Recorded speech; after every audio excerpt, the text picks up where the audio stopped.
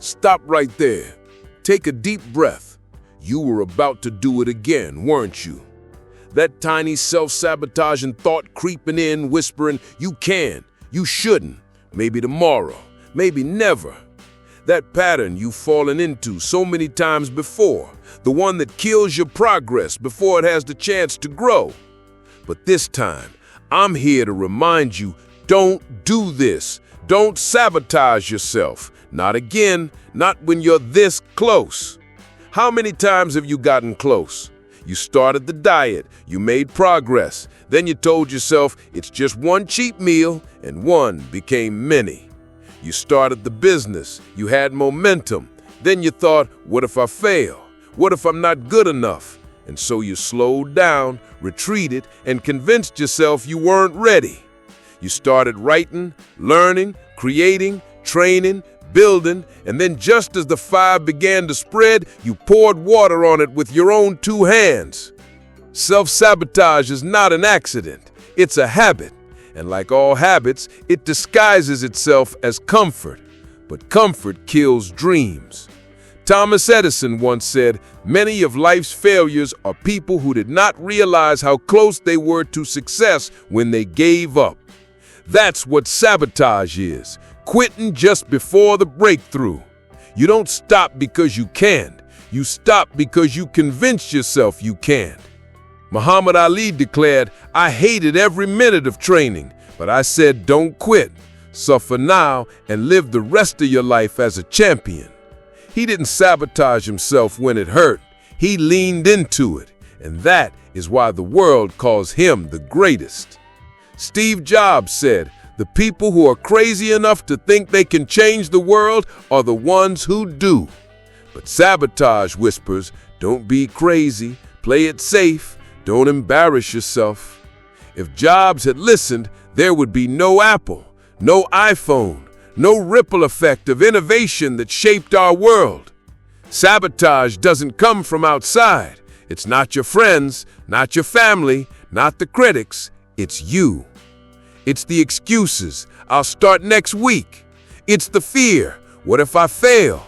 It's the guilt, I don't deserve this. It's the doubt, I'm not good enough. And here's the truth. You're not sabotaging your progress, you're sabotaging your future self. The you who is fitter, stronger, wealthier, wiser, happier.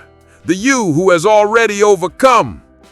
That future version of you is standing there, waiting, shouting, keep going, you're so close. But present you keeps tripping them before they reach the finish line. Because sabotage feels safe.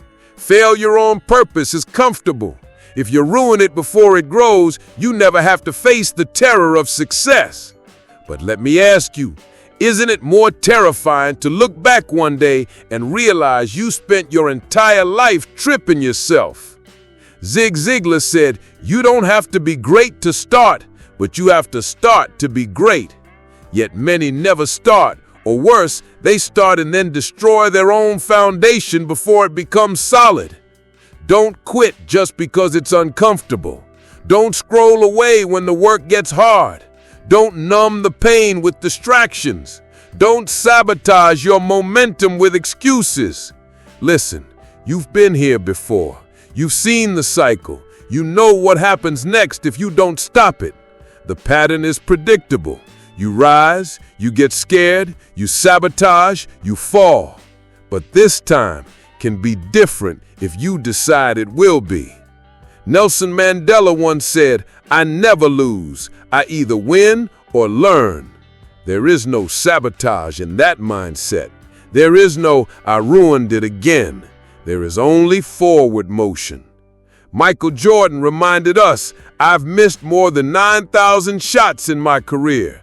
I've lost almost 300 games. I've failed over and over and over again in my life, and that is why I succeed. Notice something.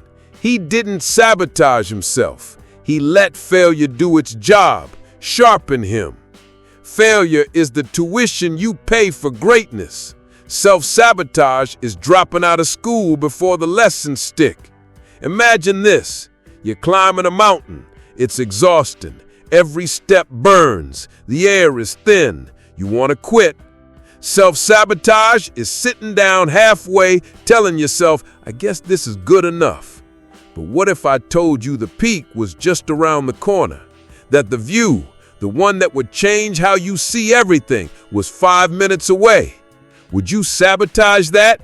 Would you throw away the climb when the summit was in sight? Legends sabotage the sabotage. When the inner voice says, stop now, they take one more step. When fear says, you'll look foolish, they risk looking foolish anyway. When doubt says, you can't, they whisper back, watch me. Bruce Lee once said, do not pray for an easy life, pray for the strength to endure a difficult one. The easy path is sabotage. The difficult path is discipline. The difficult path is destiny. You've come too far. You've invested too much. You've dreamed too long. This time, don't throw it away. When the urge to sabotage rises, remind yourself, you are not your fear. You are not your past failures. You are not your excuses. You are the sum of the actions you take now. And if you refuse to sabotage this moment, your future self will thank you with a life you can't even imagine yet.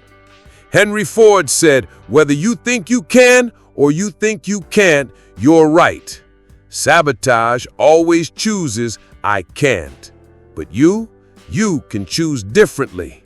You can stop repeating the cycle. You can build instead of destroy. You can keep your promises to yourself. So the next time you hear that voice say, you're about to sabotage it again, shout back, not this time. Because you are not here to sabotage. You are here to succeed. You are here to endure. You are here to become a legend.